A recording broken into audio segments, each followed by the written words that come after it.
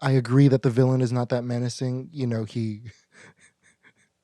They said that he went into it as a method actor, and that he Yeah. studied peacocks and Charles Manson. He's like, oh, I read Helter Skelter to prepare for the role. What the hell, man? It's not good. It's not good at all. Like, he's the only, like, nobody. Let's go. What a lovely day! Andy, there's a whole world out there. Jump in. Can you dig it? Yeah. You must always pay strict attention. I was just completely enamored by it the entire time. Dude, he did not have to go that hard.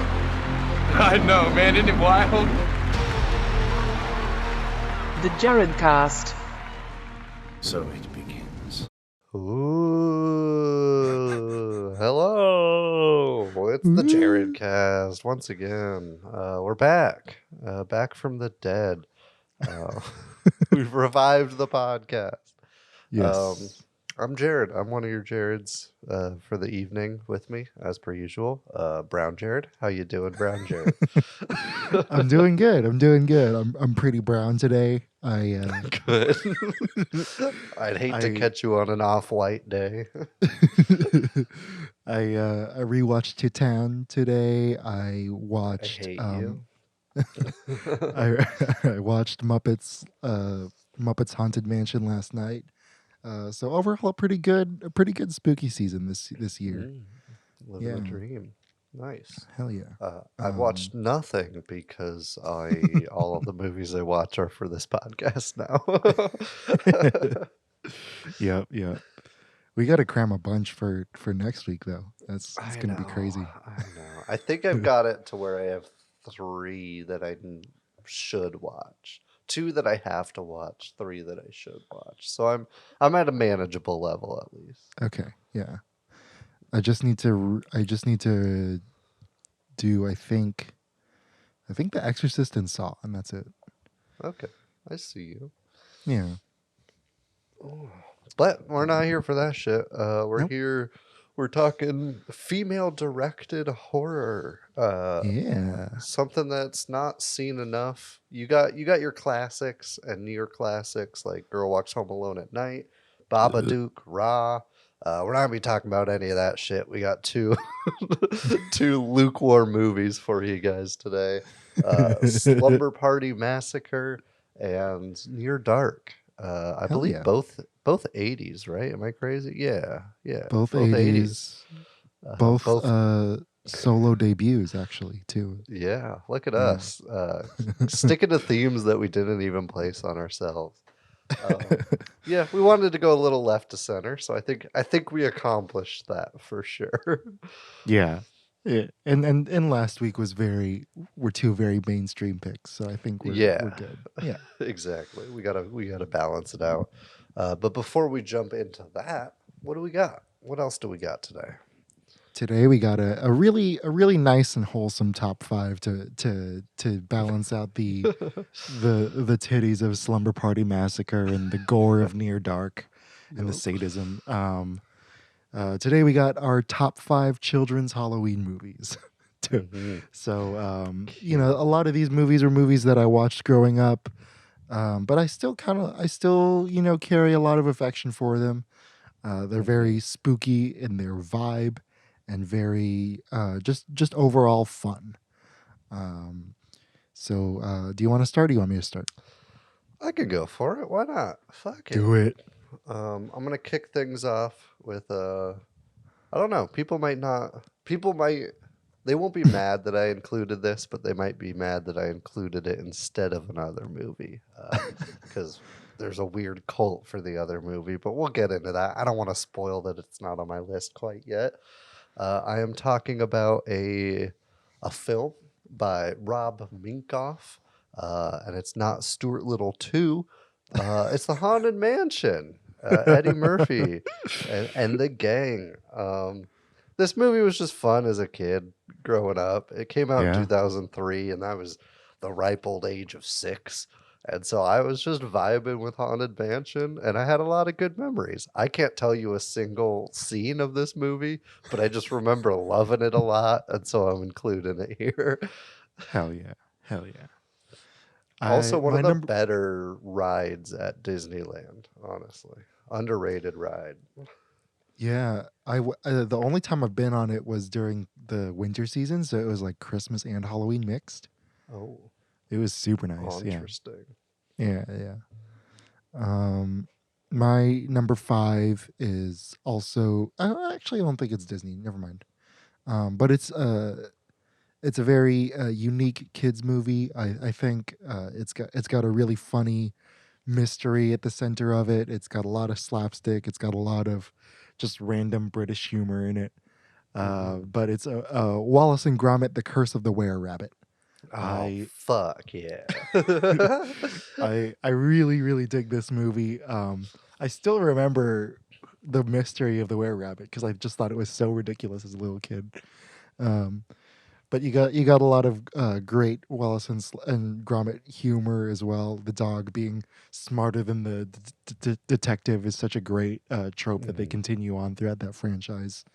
The gag of Gromit getting frustrated in his car, and so he hits the steering wheel, and then the airbag punches him in the face. Like I love that about it. Yeah, it's just great. It's solid all the way through. Yeah. It's actually got a lot of critical praise too, surprisingly.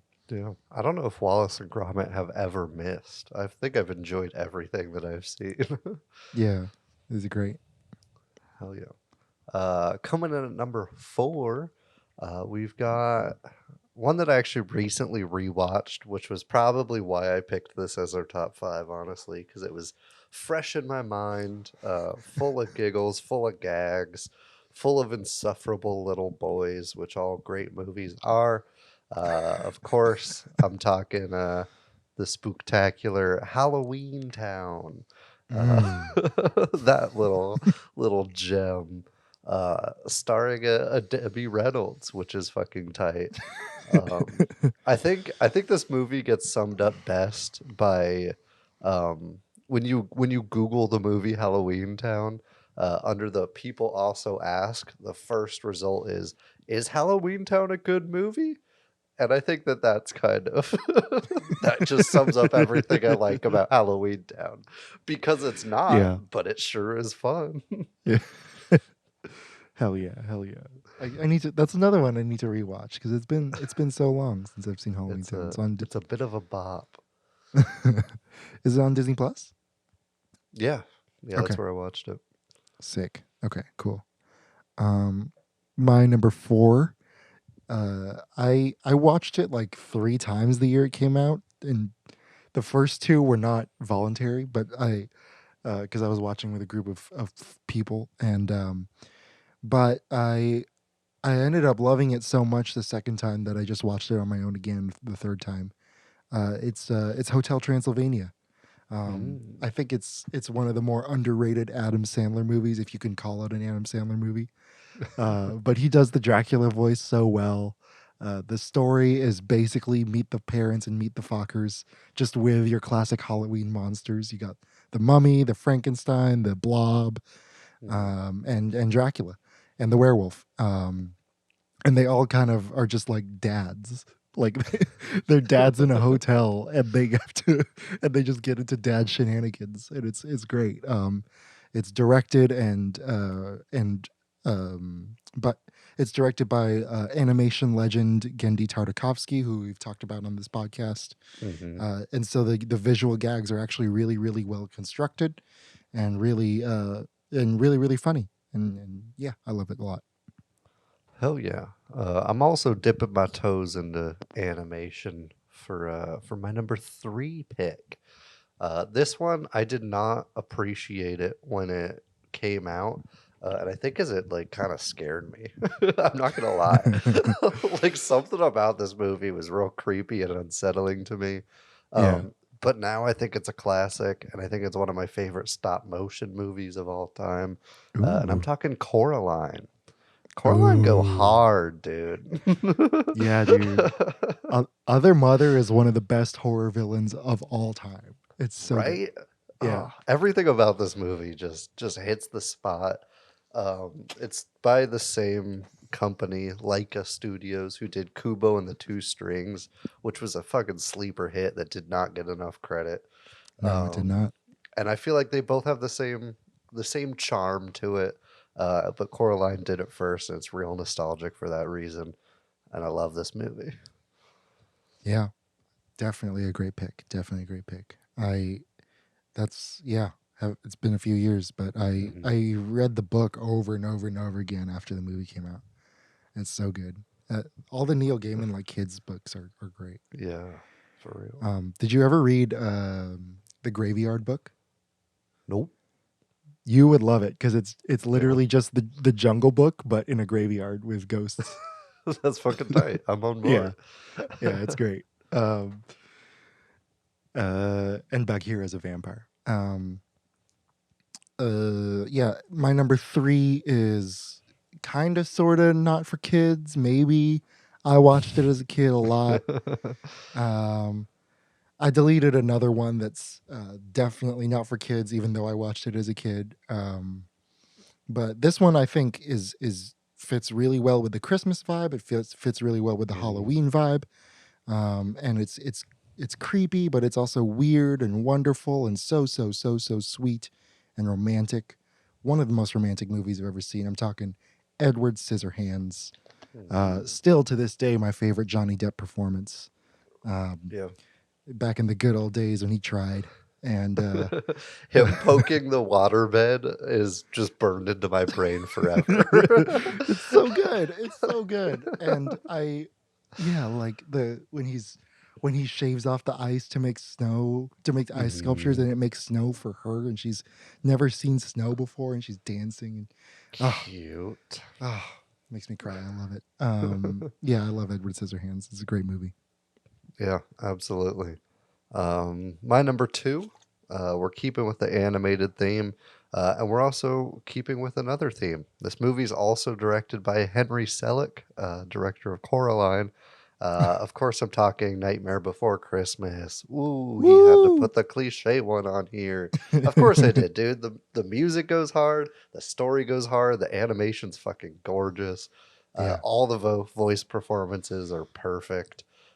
It's just a great movie. It deserves all the cliche praise it gets. Absolutely. The whole generation, the whole Hot Topic generation owes itself to an 80-minute classic. It was built on the back of Tim Burton. Yeah, exactly. My number 2 is also a Disney property. It's very, very different though. But I rewatched this one, I think, like 2 weeks ago, and like it still holds up, man. It looks like, some of the special effects are like whatever, but they like the idea behind the special effects and the way the special effects are executed and the way the characters react to them are still really, really genuine and really cool. It's also one of the best. It's also the start of one of the best character arcs. Of course, I'm talking about Pirates of the Caribbean: Curse of the Black Pearl. This movie, I didn't even think of that as like a Halloween movie, but yeah. This movie rocks, dude. It rocks. The sword fight between Will and Jack in the inside of a blacksmith shop where there are just swords everywhere. Freaking Keira Knightley getting thrown around by skeletons across all over a pirate ship. There's a monkey skeleton for no reason. Fucking tight. Yeah. Yeah, it's great. Barbossa like drinking the wine and it's just going straight through his body. Oh my god. It's brilliant. Yeah. It's brilliant. Yeah. That probably would have made my list if I have thought about it. I'm pissed I didn't. Yeah. That movie goes hard. Coming in at number 1, we've got Jared's pick for probably not a kid's movie, but I'm including it because I watched it as a kid. This movie is just it's just great. It's almost it's damn near perfect for this genre. It's wacky, it's weird, it's wholly 80s, and of course I'm talking Beetlejuice. It's great. Speaking of Tim Burton and Danny Elfman, Um, what can I say about Beetlejuice? One of the most iconic performances in horror ever. Yeah. And it's just great. It's a lot of fun. It's weird. It's too weird.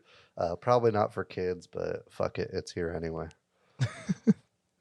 Yeah, man. The Deo banana boat scene is one of my favorite. We said that. We said that. We said that. I was on a hike with my girlfriend and her brother, or I guess not brother, sister's boyfriend, and there was an echo, and without any prompt, we both just started singing the Deo Banana Boat song and doing the fucking dance, and it was delightful. Sounds like one of you got possessed by Beetlejuice. We did. Oh man. Oh man. Yeah. My number one is not nearly as lighthearted as the rest of my list. But it's still for kids. I think it's PG. Yeah, it's PG. It's Hereditary.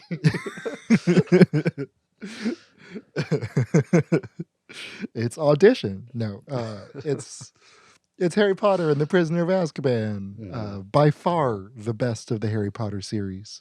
Not just Hot because takes. of It's probably not that big of a hot take, honestly. no. It's the film major take because everyone loves Quaron. Yep. Yeah.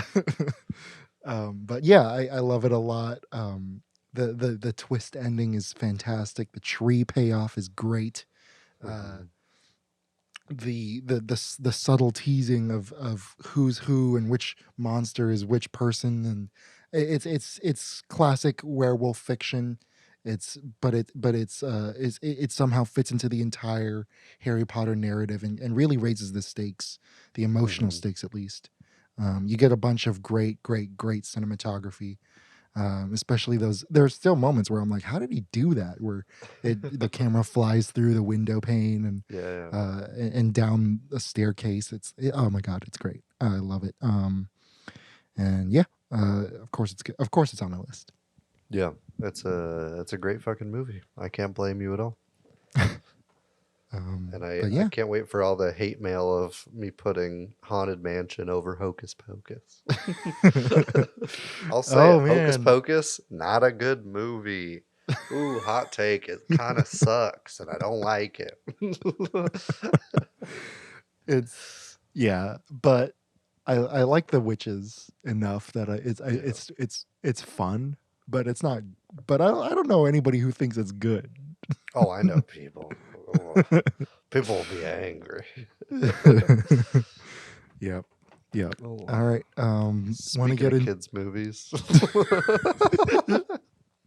Speaking of kids' movies.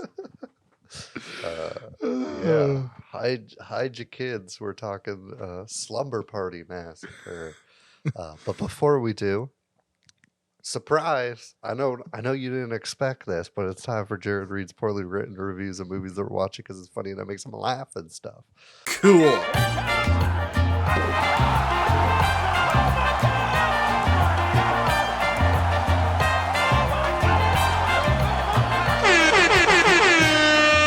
Bad reviews. Yeah. Get out of town. I know. This installment comes from Anonymous Maxine, titled, "Wait, I think I hear someone. I better go play the piano." Giving it a 1 out of 10. The above is not a direct quote, but a quote of the action. At one point, one of the girls is home alone talking on the phone and tells the person on the phone she has to go because she thinks she hears someone. Slumber Party Massacre has an undecipherable plot, but the plot has nothing but a flimsy clothesline along which are staged a lot of cheap thrills and boring murder scenes. And ironically enough, even in the case of a movie that is obviously driven by nudity, of which the film features remarkably little, I don't mean cheap thrills as far as shower scenes or lingerie scenes or any weak trash like that. I love all the attempts to impose some deep women's lib meaning into this movie by commenting on the obviously phallic drill that this jean jacket clad maniac these women's are around with. Not that there's anything wrong with women's liberation movement or implying a film like this has any meaning in regards to the plight of women. I just think it's really funny to inject meaning into a film as meaningless as this one. Parentheses, spoilers. There's one scene at the end of the film where there's a weak attempt to suggest the insanity of the killer as he mumbles his total of, I think, 21 spoken words, not including the gibberish he screams after his hand gets cut off. The first few of which are, "You're all so pretty," and shockingly enough, "I love you. Very cute, but this is all too sudden." Joseph Ulibis, my neighbor right over in Sacramento, makes an interesting comment that Freud would have loved to psychoanalyze the killer in this movie. Sure, that last scene implies some serious sexual anxiety, but this is apparent as the man who gets his thrills by killing pretty women he loves. But to be perfectly honest, I think Freud would have more of a field day analyzing the writers at least as much. Whoever it was that read the script and decided that it would be a good movie. Amy Holden Jones is not very sympathetic to people who complain that she's a sellout to her gender. As a woman who produced an exploitation film with a lot of naked girls in it. Quote, "That's what Roger Corman, the producer, wanted, and that's how it's done if you give the studio what they want."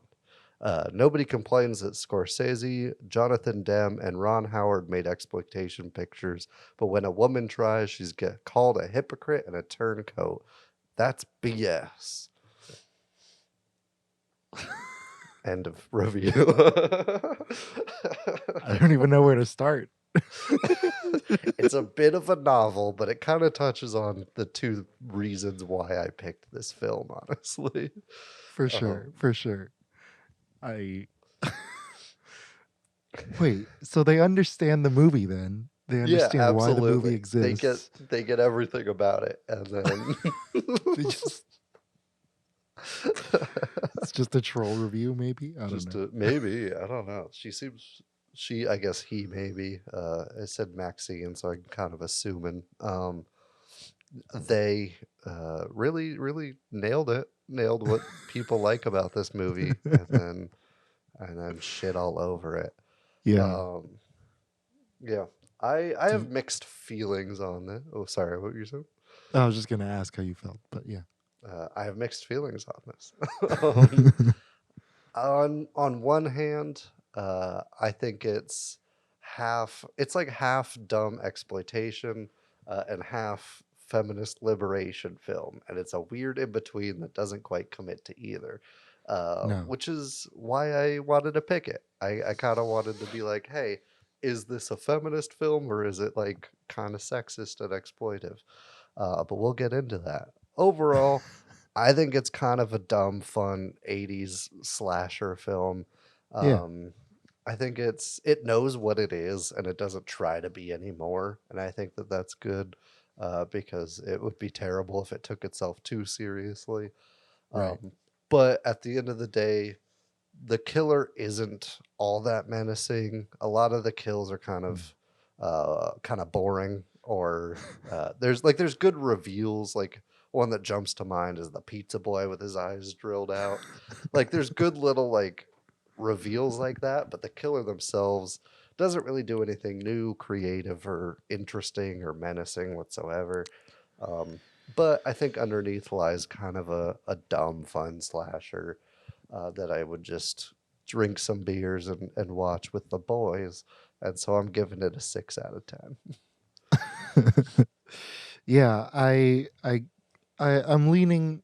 I also had mixed feelings about it. I was going in expecting like a really like extra B movie, and so I was going in rating it on a negative scale, but there was enough to push it into the positive realm. It is a weird in between, kind of like Con Air was for me. Like it's both bad but also good, not to the extent that Con Air is, because that's legendary. But it has that same quality to it, where it's like not quite B, but not quite a normal movie. Yeah, and it's like very competently edited. Like, like the editing is really, really good. Like the stuff I'm looking at is nonsense, and the stuff I'm hearing is nonsense. But the way it's put together is so expertly done, especially for a director who's so young and so early in their career. Mhm. I think you can kind of tell that she didn't really want to show that much nudity. You know, she Yeah. even says in the kind of anniversary documentary about Slumber Party Massacre, as the franchise, she was saying like, yeah, you know, Roger Corman, it's a Roger Corman movie. You got to get the asses in seats. So Yeah. you know, So you very got to get the asses on screen. so you got to get the asses on screen. And so she was saying like, I kind of cringe when she kind of cringes when she watches it because like she knows it was very mechanical. She just kind of checked off the boob and the tit and the ass boxes. Mhm. I agree that the villain is not that menacing. You know, they said that he went into it as a method actor, and that Yeah. he studied peacocks and Charles Manson. Uh-huh. He's like, oh, I read Helter Skelter to prepare for the role. What the hell, man? It's not good. It's not good at all. Like he's the only like nobody. Here's the thing, like with slashers, it's a very specific type of performance. It's a very Yeah. specific type of acting. You just need to look terrified. That's it. Mhm. And I think all the girls kill it. I think all the guys who are victims kill it.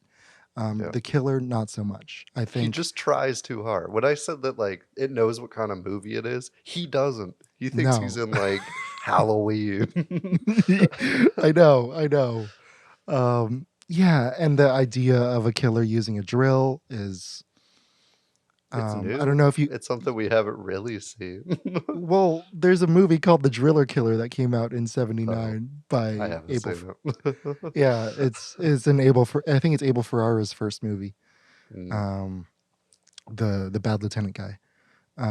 But yeah, you know, that whole concept I think is from that. But I don't know if the drill was meant to be phallic in Ferrara's work.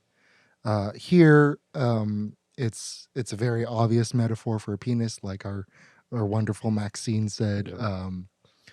But I think there are aspects of this film that are weirdly great, and you know, I think all the characters are just likable enough and just disposable enough to Mhm. function as good solid slasher characters. It's very well crafted overall, especially for a low budget production. I would love to see this in a room full of people one day, in a theater full of people one day. I do hate Courtney. I think Courtney is maybe the worst character in the whole movie. I think that's fair. Yeah. But other than that, great body count. I think 12 is the body count. But yeah. Yeah, it's either like 12 or 14, something like that. Yeah. And the slapstick is actually really great too with the table saw. I love that. Mhm. Overall, I gave it a 6.4. I think this movie is just enjoyable enough for me to watch it again. Yeah. I think we have very similar feels about this movie. But Yeah. for a directorial debut, it's not bad. Like for Yeah, being it's put pretty in good. place to like have to make an exploitation film by a creepy ass producer for your first movie, she kind of did pretty good with it. She being, I don't even think I said the director's name. Rita Mae Brown directed, or Amy Holden J. Jones directed. Rita Mae Brown wrote the film, Yeah. but it was Amy Jones's first movie. She is not really known for a lot that I've seen, at least. Mystic Pizza, An Indecent Proposal. But she is also married to Michael Chapman of Taxi Driver, Raging Bull, and The Fugitive cinematography fame. That's cool. Yeah, so I, cool little family. yeah. She did TV stuff though, right? Yeah, She she yeah. did some TV work as well. I think Mystic Pizza is a TV show. I don't know. I haven't It's seen not. it. No, never It's a mind. Julia I Roberts was movie, man. oh, I don't watch Julia Roberts. I'm sorry. Um, Nothing against her. I just haven't seen a lot of her movies. I'm not trying to start beef with Julia Roberts here. That's a weird grudge to hold. Just I don't watch Julia Roberts. Get out of here. that's great. Oh, anyway, Slumber Party Massacre. It's tits and ass. It is shot kind of well for the subject matter. It has a nice voyeuristic view to it. They use a lot of like doorway shots or shots in a mirror, a lot of handheld, especially when there's nudity, which makes you feel as creepy as you should watching this movie. And so that's good. It's effective. But it also adds to like you kind of taking the point of view of the killer, and it forces the audience to be as creepy as he is. Yeah. And it's cool. I like it. It's effective. I don't know if there were any cinematography that stood out to you in particular, but I thought it was worth note. Yeah.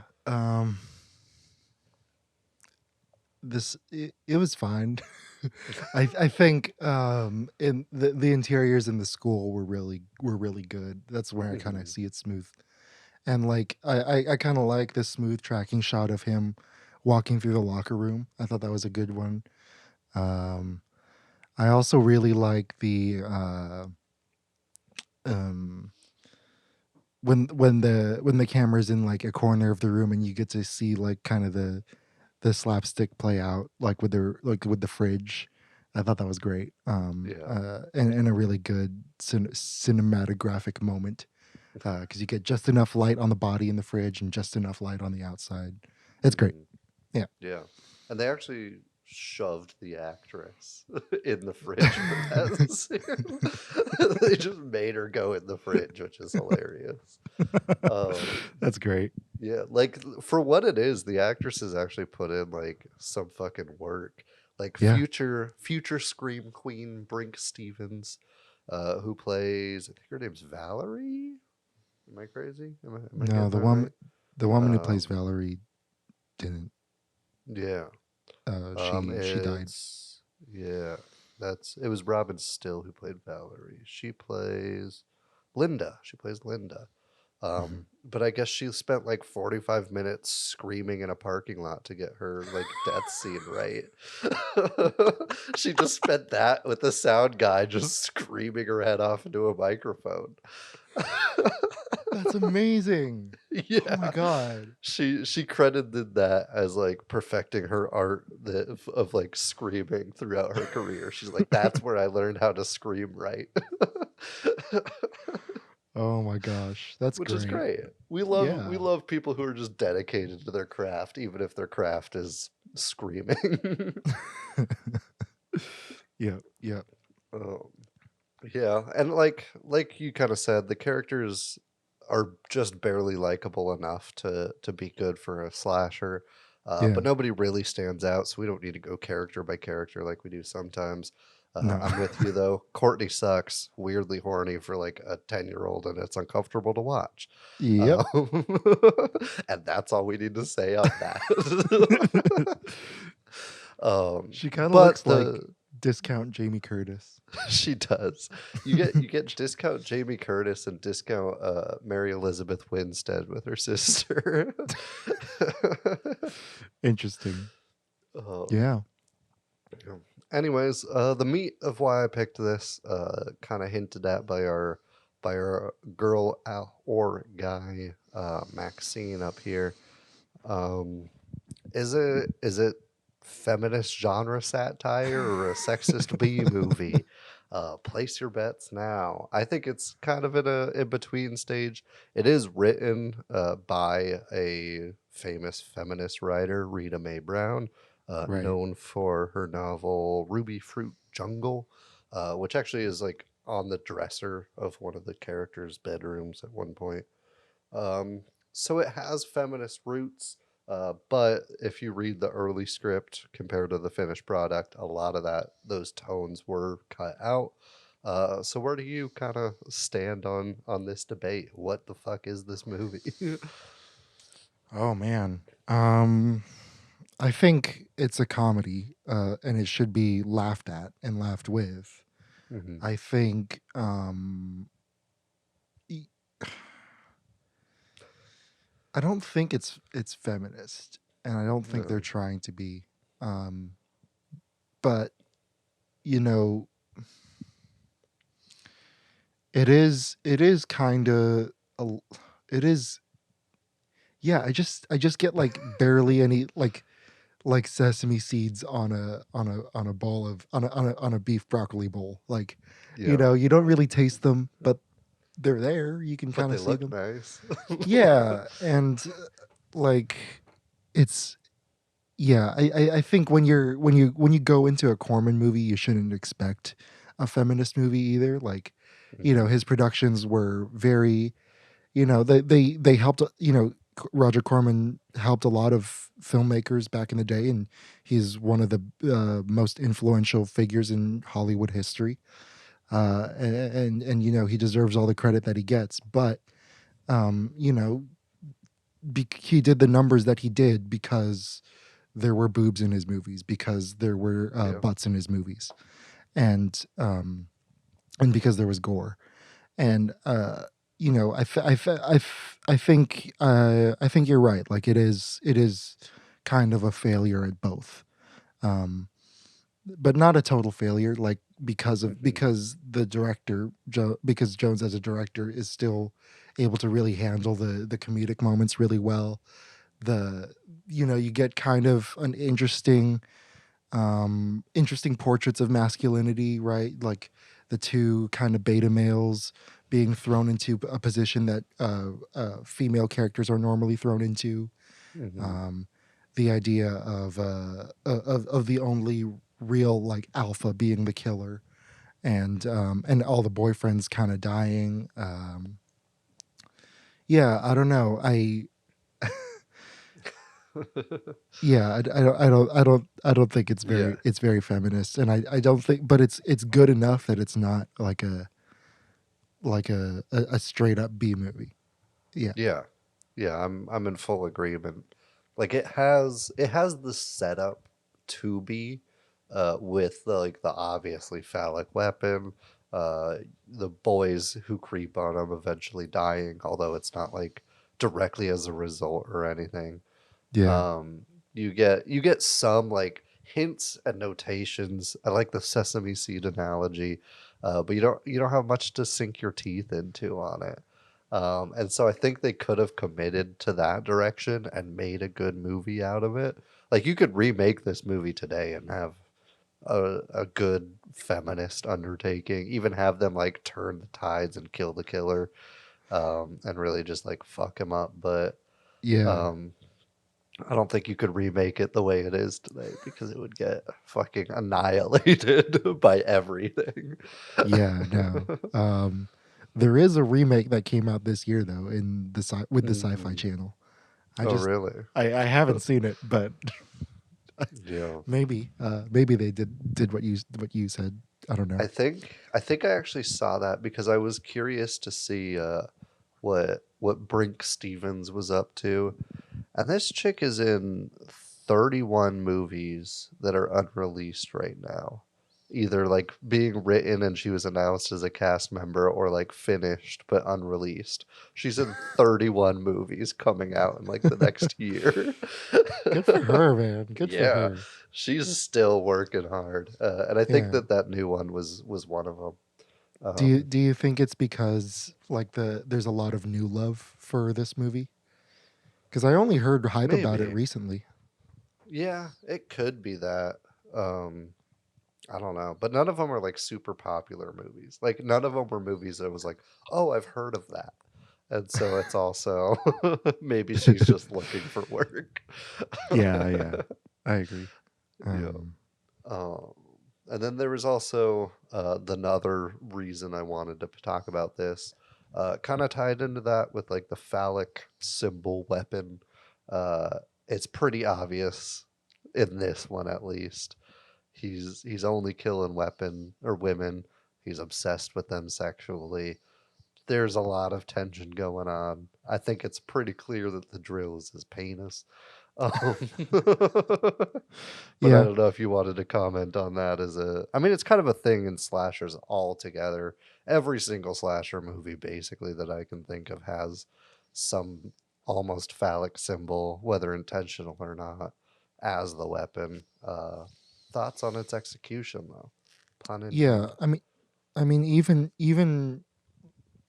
without that metaphor, like most like those slashers deal with sexuality and puberty.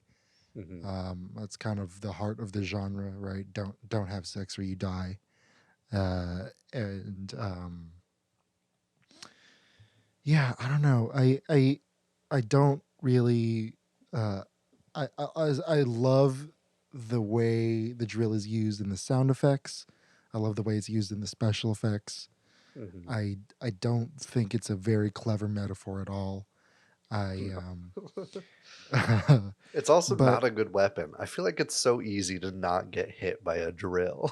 yeah, and but at the same time, like seeing the drill go through that one guy's body, that was Yeah. awesome. That was Yeah. really really cool.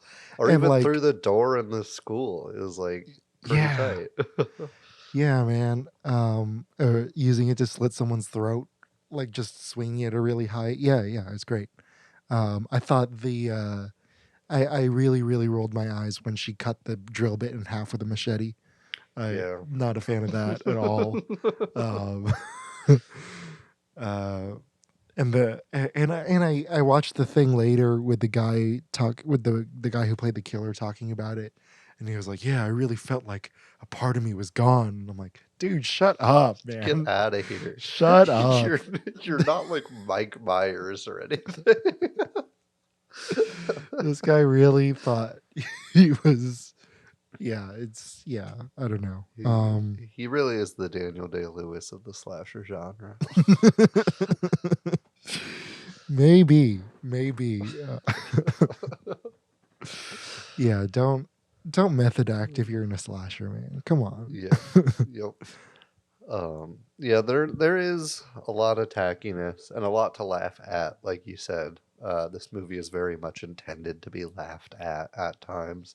But there's also some good jokes in it. Like there's some genuinely Yeah. like funny moments, like the slapstick refrigerator bit you mentioned.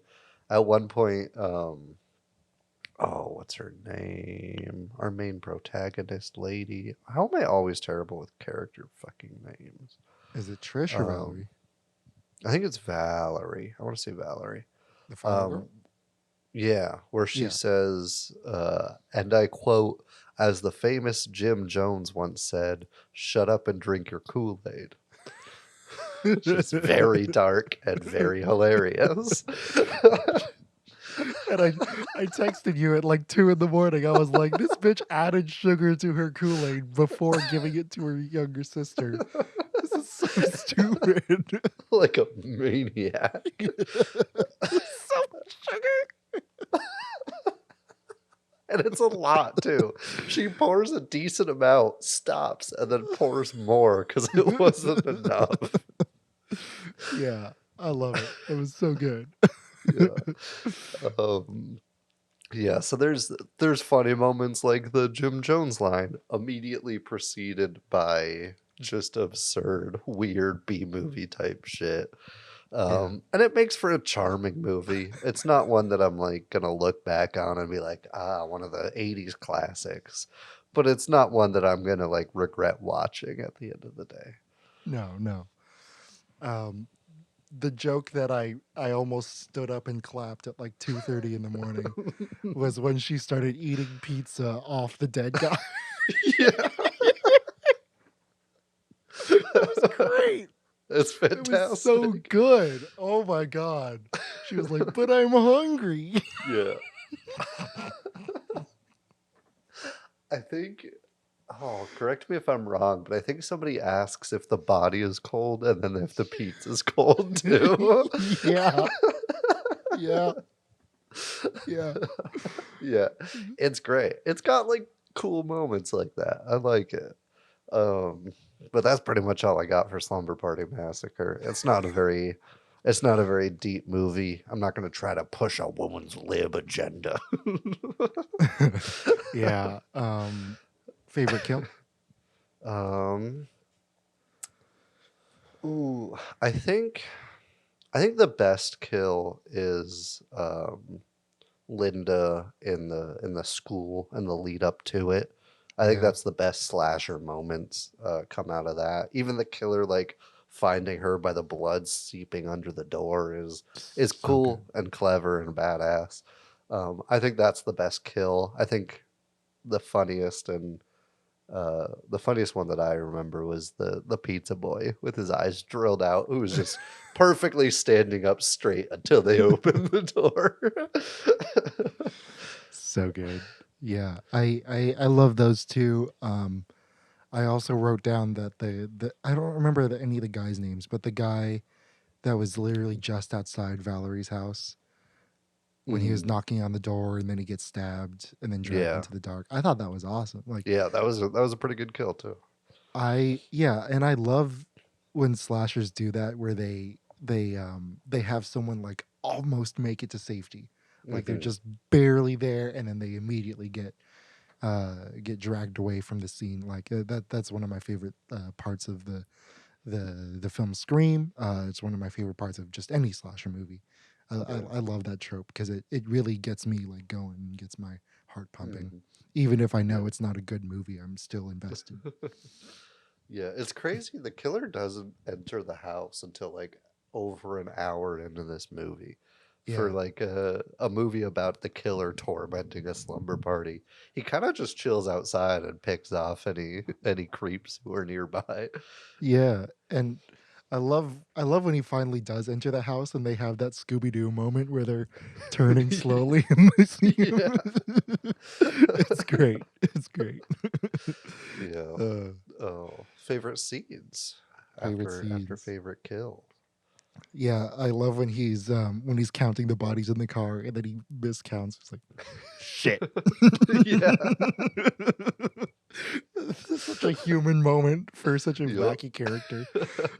Because that always happens to all of us, not with dead bodies, you know. uh, The fridge we've talked about, it's such a great gag. It's an amazing you know. gag, and I applaud it, and I will continue to applaud it for every day of my life. Mhm.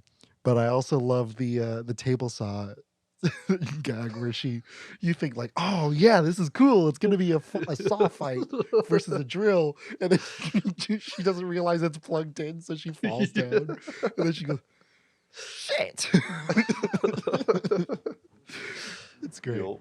Yeah, All those are great. mine.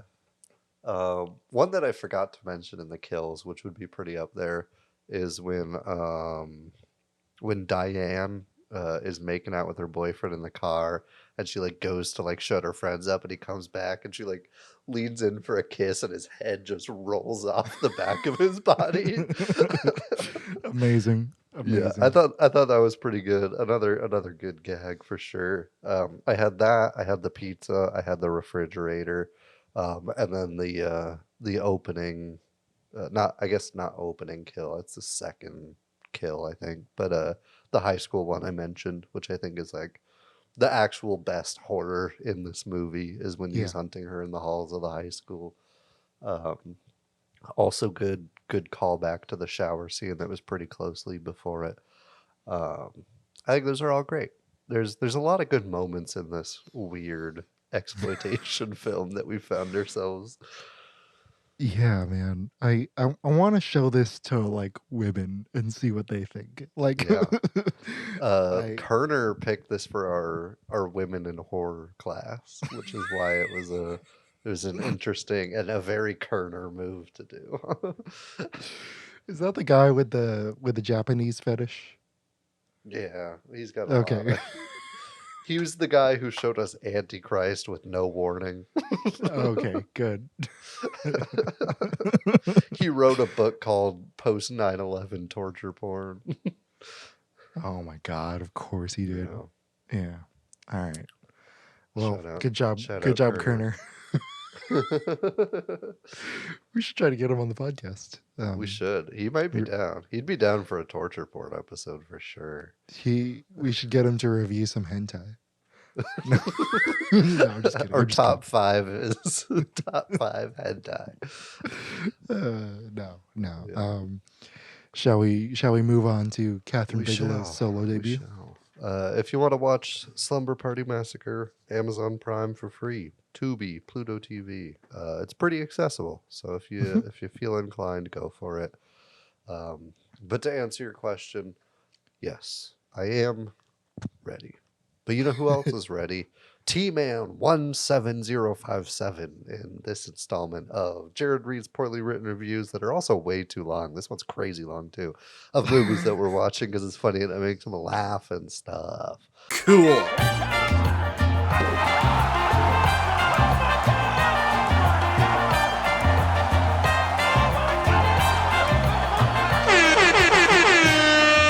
Bad reviews. 1 out of 10 as per standard for these. We rarely deviate, but sometimes we No. do. One time you had a 3-star one, right? Yeah. Yeah. I reach up. I think that's the highest. Well, no, I did have 10 out of 10 reviews for some of the bad movies we watched. I remember I flipped the script on that. Yeah. Okay. Yeah, this one's called Jesus. Did you people even watch the same movie? There we go. Yeah. This movie actually dropped my IQ. I truly don't see how anybody could enjoy this steaming pile of cow dung. I saw Frailty with Bill Paxton and was amazed by that movie. So naturally, I thought this movie would be good as well. Oops! Bad move, partner. Oops, slipped into the movie for a moment. Okay, first, the vampire has survived for years, and yet these idiots don't ever think to tape up windows before sunrise? Ever? Call me crazy, but I find it hard to be scared by a group of morons who could be foiled by simply hiding the black paint, newspaper, tinfoil, and duct tape 2 minutes before sunrise. Oh, don't kill me, Mr. Vampire. Oh, wait, what do I have here? Yep, your can of spray paint, and I'm taking your blankie too. Bye-bye, moron. Okay, let's let that one go. What's with the casting this moronic child vampire who could not act his way out of a paper bag? Line after line of reading from this idiot. I felt bad for Paxton and Lance Henriksen being placed in a movie that sucked more than the entire department store full of Hoovers. And Severn was just a little too stupid to be considered scary or mean. The killer from Seven, scary. The little girl from The Ring, scary.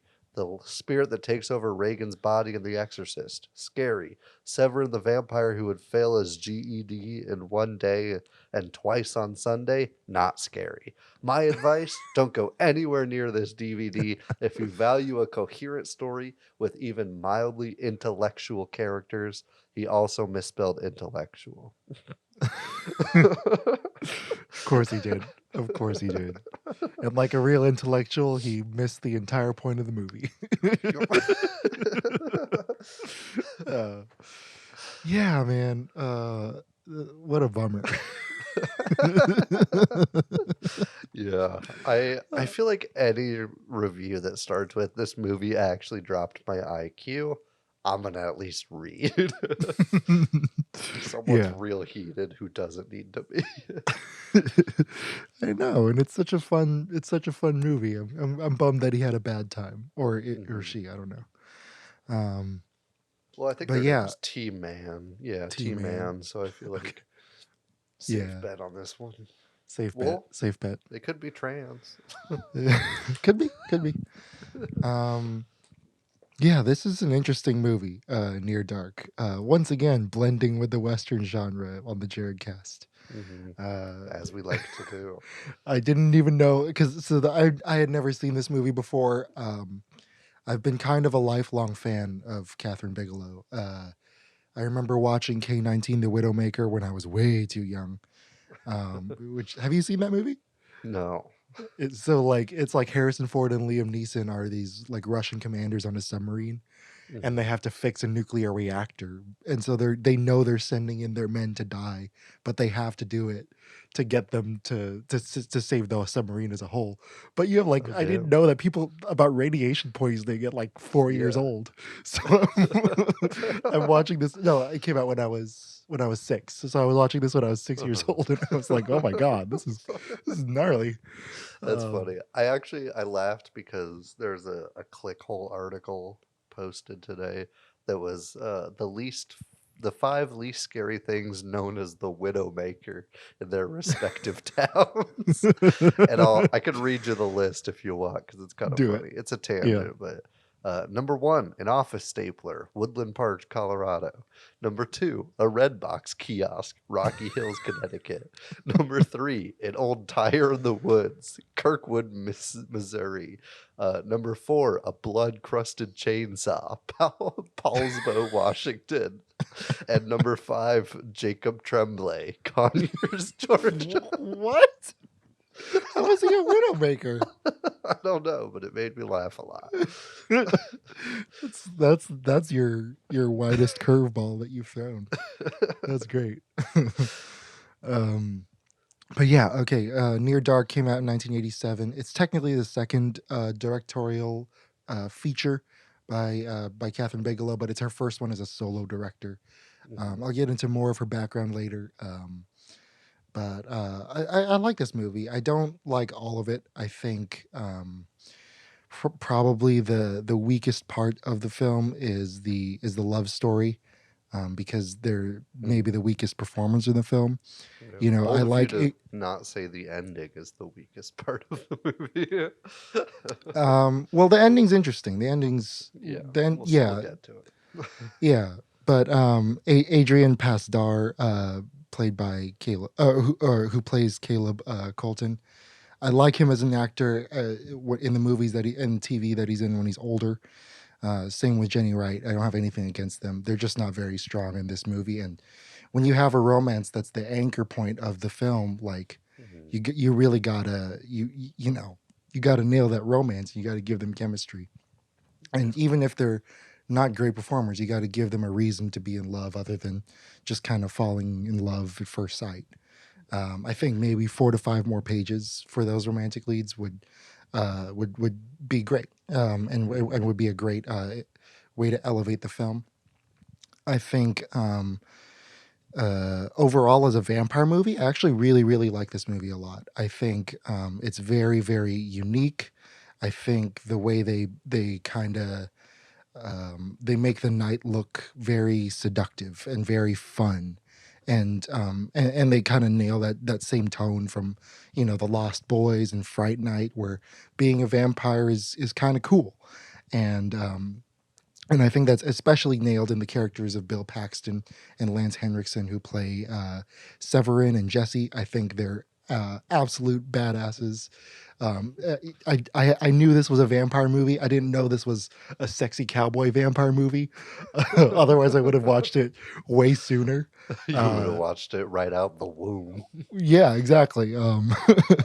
This movie is very me. I think there are a couple sequences that are excellent and great reminders of what of the kind of director that Katherine Bigelow would become later on in her career. And I'll get into those later, but they're very iconic scenes that I kind of heard about. I was prompted to watch this movie from hearing Tarantino talk about it on a podcast when he was promoting his book, Once Upon a Time in Was Hollywood. it Armchair Experts or whatever?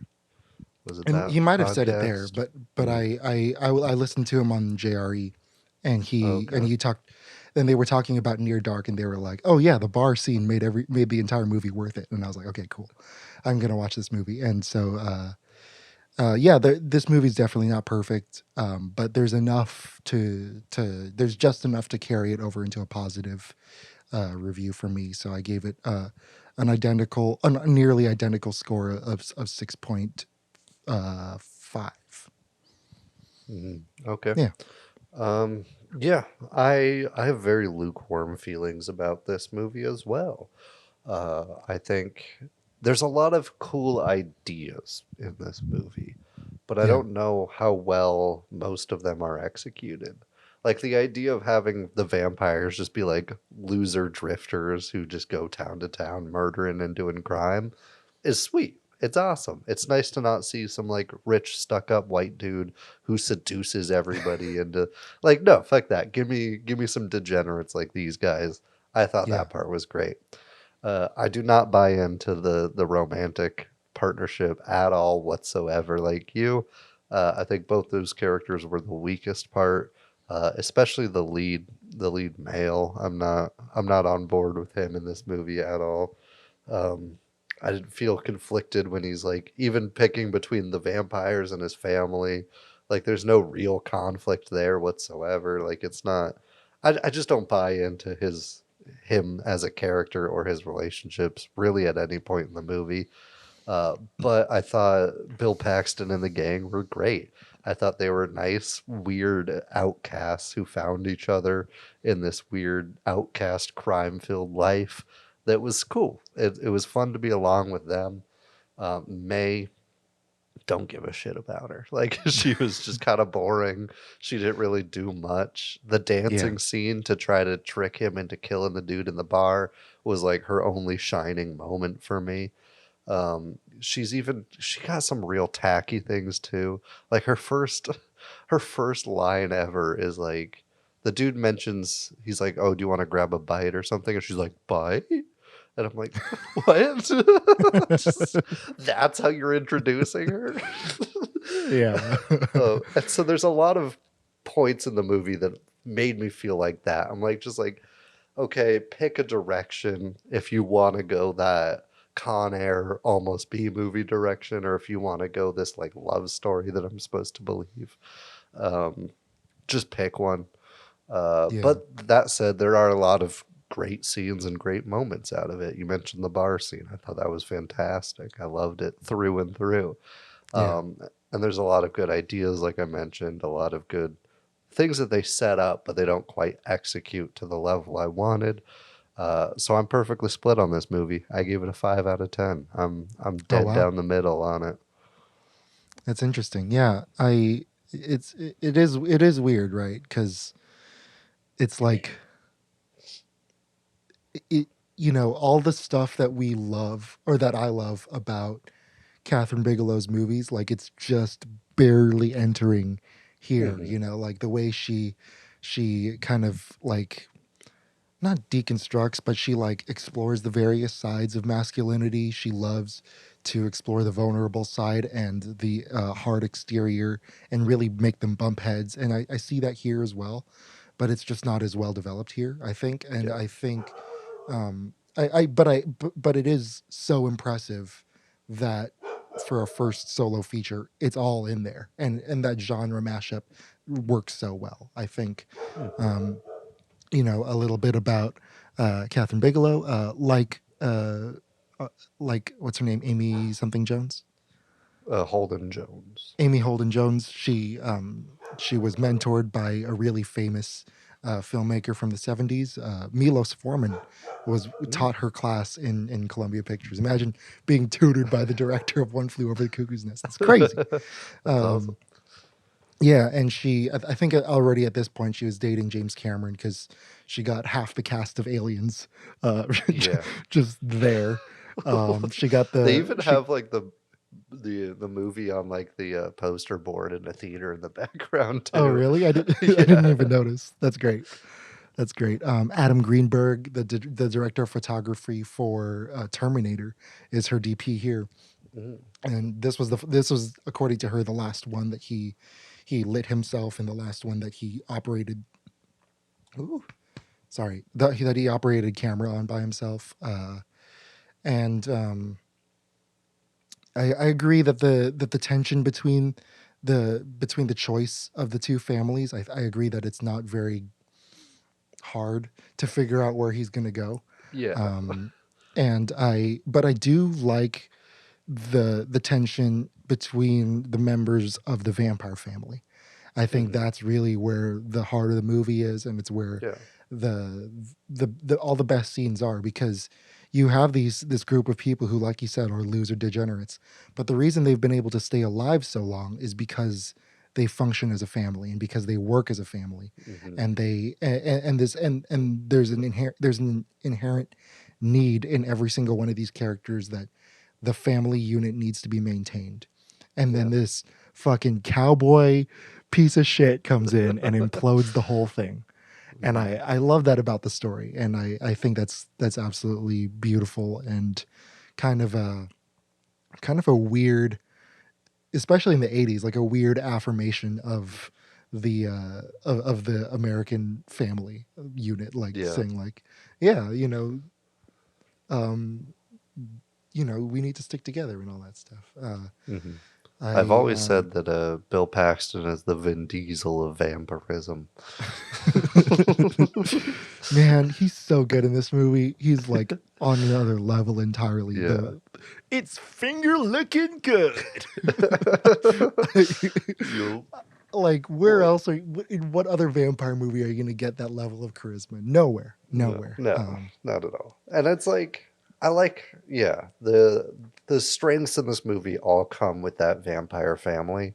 And I think they should have just made it from their perspective and have him like really be an outsider dude who's fucking up their shit. Like, I think that would have been cool. I probably would have bought into the relationship even more, despite there being less of it in that case. I think you need to go one direction with that being the star, or full on with the love story and give us 5 more pages on that before the first sunrise. And then I'm there. But like, go one of those two ways, you know? I agree. I agree. Yeah, that's a good idea, a good pitch for a remake. But yeah, so what did you think of the way the movie handled its vampire concept? I like it. I like it a lot. I think her. So it's set up kind of weird, and you don't really pick up on it until like very later, a lot later in the movie. And it goes back to what you said about the night being seductive. In the opening, one of the opening scenes with the two of them, she's like, "Oh, listen to the night. Isn't it loud? The stars are so bright and beautiful." And you're just like, okay, the fuck? Like, this chick is a maniac, even for a vampire. Like, we know she's a vampire. It's very obvious. But Yes. it's like, she's still like weird and off putting the entire time during that.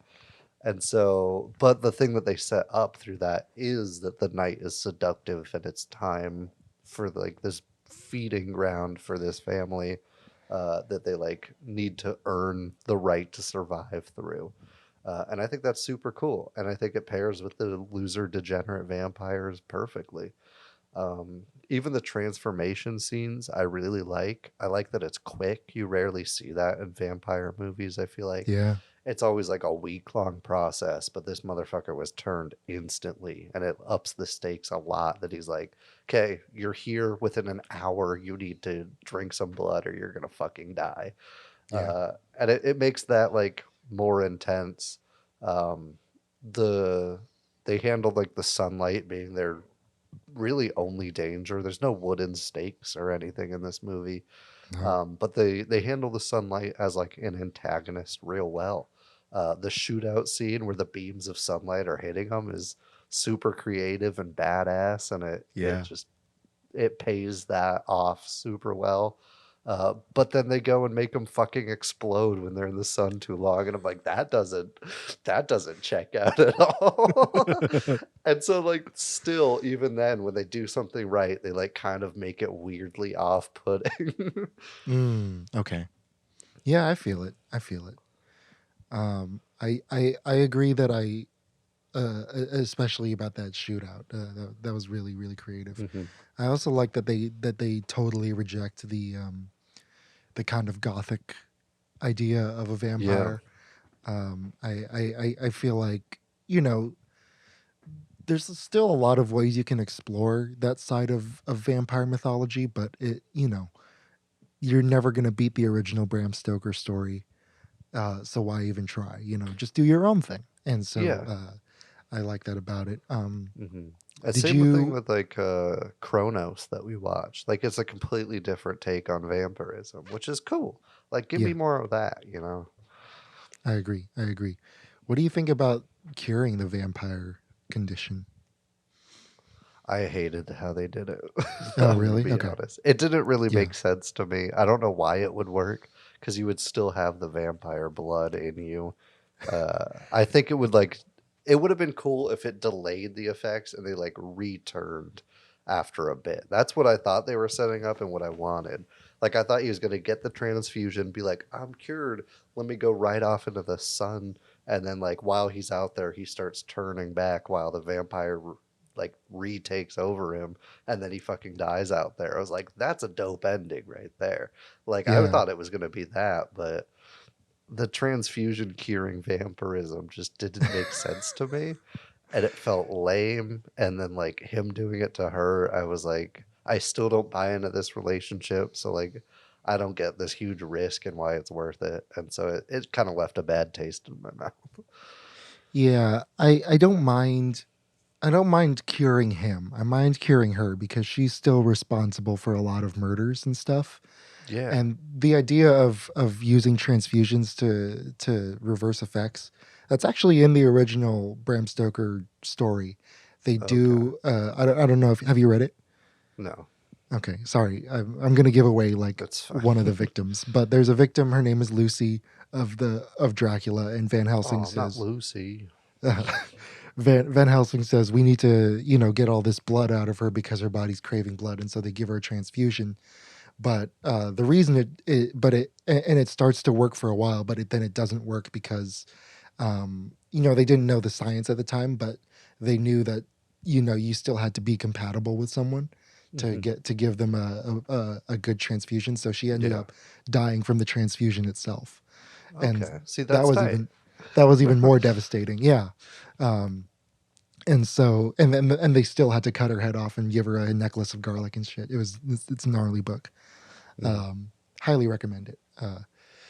But yeah, I think that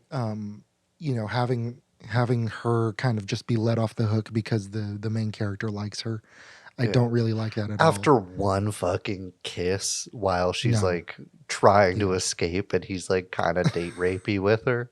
Like that's the setup for their relationship. That we're yeah, supposed to we're supposed to believe that she's worth saving after all this murder when he's had a moral compass the whole time. yeah. I don't know. I agree. I agree. But I like the idea, on the other hand, of him being kind of saved by his original family. Like Yeah. he gets almost adopted into the vampire family, and that just doesn't gel with him. No matter what he puts himself through, no matter what kind of mind space he's in, he just can't be a vampire. He just Mhm. can't fit into this gang. And so when he goes back to his original unit, his original family, that's when he starts to that's when he's better again. And I like that about it. I like that that's kind of Yeah. a wholesome idea. And so I don't mind him getting cured that much. Yeah. But you could even do that without curing him and like have him maybe be with his family but also still a vampire, and Yeah. instead of murdering, like his dad donates blood and he just like sips on that at night or something like that. That Like would have that would been have been awesome. tight. Yeah. Yeah. I think there's Yeah. just so many other better ways to go about the ending. That's true. That's true. I talked a little bit about the way Katherine Bigelow tackles masculinity in her films. She does it a little bit in her very, very first directing job, which she co-directed, called The Loveless, which is about a biker, played by Willem Dafoe in his first credit. Mm. Actually, I highly Oh. recommend that movie. But she goes on to talk about it in Point Break. She goes on to Mhm. talk about it in The Hurt Locker, in Detroit. Definitely. What do you think about the way she talks about it here? I like it. I think most of it comes from like the dynamic of the groups and how different they all are, contrasting to our little cowboy baby boy. Yeah. Uh, I think it's interesting, but she doesn't hit it quite as hard as she does her other movies. Like Yeah. you see the differences in like our protagonist and Severin, which is a terrible but also fantastic name for a vampire. So good. And so you see the contrast there. The man child, I can't remember his name. Homer. Homer. Don't mispronounce it. Uh, how are you going to mispronounce Homer? I don't know. There's one way to pronounce. I really wanted him to be like, "Hey, Homier, can you?" and just have him lose his mind. But I like that he had like this Napoleon complex because he's a grown ass man in a boy's body. Yeah. It was cool. She dabbled in it. I would have liked a little more commitment, but for a debut, you're probably not going to get that from any director ever. Like that's Yeah. just how making movies really works. But I think she handled it well, and it was a good toe dip and a worthy one for sure. I agree. Katherine Bigelow also, before she became a filmmaker, was a painter, and then she started with short films, and then, as she said, the films got longer. And I think she says she's very comfortable with her visual style, even this early in her career. She said in an interview. But it also helped that she teamed up with the guy who did Terminator, which is almost entirely set in nighttime. What did you think about the cinematography and the visual style in the film? I thought it was fine. There was nothing that blew me away except for how good the night shots look. Like Yeah. that's the lighting and the execution of nighttime were fantastic. Apart from a couple shots that I wasn't sure if it was daylight on her face and she like should be on fire or not. There were some that had like a little bit too much yellow in it. But overall, I thought the lighting was kind of where the cinematography excelled. Other than that, I wasn't too blown away by any sweeping western landscape shots or anything like that. Yeah. I get a little bit of it when he's on horseback and when Yeah. he's first turning, like that was such Mhm. a cool effect to see the smoke coming out of his clothes. Yeah, They said they wired a smoke machine inside of his jacket, so he just had a that's fucking portable cool. smoke machine. Yeah, Nice. it was pretty cool. Some of the CGI fire was real bad toward the end there. Like Oh, you yeah. could tell when they actually like lit a stuntman on fire, and then when they had the normal actor not really panicking while his face is just on fire. Yeah, I don't know why they just didn't, because the chemicals that you need to put a stuntman on fire, you can't give those to a kid. So Mhm. like, of course they had to resort to digital, but like there you could just shoot him from behind, Yeah, like just you have don't a need. short grown person. Or yeah, or shoot a woman in a wide angle. Like Yeah. it's not that hard. Yeah, I was pretty bummed about that, especially because the practicals are so good in Mhm. Like every the other truck scene. blowing up looked Dude, fucking great. amazing, amazing. The spur going through the guy's neck, like so good. I love it. But yeah. Um. Okay. Uh. Let me see. What else? Yeah, I think we pretty much covered like this is also not a very deep movie, but it does No. kind of signal the deep movies that came after in her filmography and is a good Mhm. foundation for figuring out what Katherine Bigelow is all about and figuring out why she's one of the best directors working today. Um, shall we do favorite scenes? Let's do it. Cool. I'm down. I'm down. Um, I I just have the motel shootout in the bar. Yeah. Like I and I also like the montage of them hunting at night. I thought that was really nice Mhm. too. Yeah. Uh, All three of those make my cut. The bar scene, especially. The shootout was creative because normally there wouldn't be danger. But since the light kind of peeks through, it's cool. It makes for like a James Bond type, like you gotta dodge the lasers type shit. Yeah. I guess it's more Mission Impossible than James Bond, but so both of those were fantastic. That montage was also great, especially contrasting with his inability to kill. I thought that was pretty cool. And then it's so tacky, like the tackiest. But Severance on the front of the truck ripping out so many cords for some reason. Oh, I Like, love that. there's just the most wires in this truck. True, Um, true. It's so tacky, but it's so much fun. Yeah. It's a good time. It's a good callback to that montage because he learns how to drive a semi truck for some reason. Yeah, it's a dumb scene, but it's a fun scene. And so that face off from start to finish was still a good time. Yeah, and it's actually like a really good Western moment too. Like instead of a Yeah. standoff with guns, which cannot hurt a vampire, Uh-huh. you have a standoff with an entire truck. Yeah, I and I at think one that was point great. they even do the Western stance where they're both like kind of silhouetted on each other. I was like, are we about to get a duel? What the fuck? Yeah, it's great. I love it. I love it. I love that he keeps the hat on the entire time too. Yeah. um, Although But there's yeah, one man. point where he takes it off and puts it back on like 3 different times. He just keeps taking it off and then putting it on and then taking it off and putting it on. you got to reaffirm the cowboy, man. You got to do it. But yeah, They man. did. They did break. Sorry, they did break cowboy lore by having him have a black hat and be the good guy though. So that's fine. True. That's true. That's true. That's true.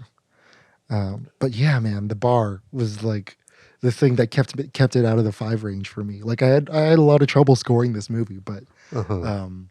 the music changes, the gore, the sheer terror that you feel from these guys who are like really big guys. Like they're like in the 6 feet range, and they're like really big and imposing and like tough looking dudes, and they just get shoved around like toddlers by Bill Yup. Paxton, by sexy Bill Paxton. Like it blew my mind. I loved it. I loved it a lot. And and like the vampires aren't even trying. Like they're not even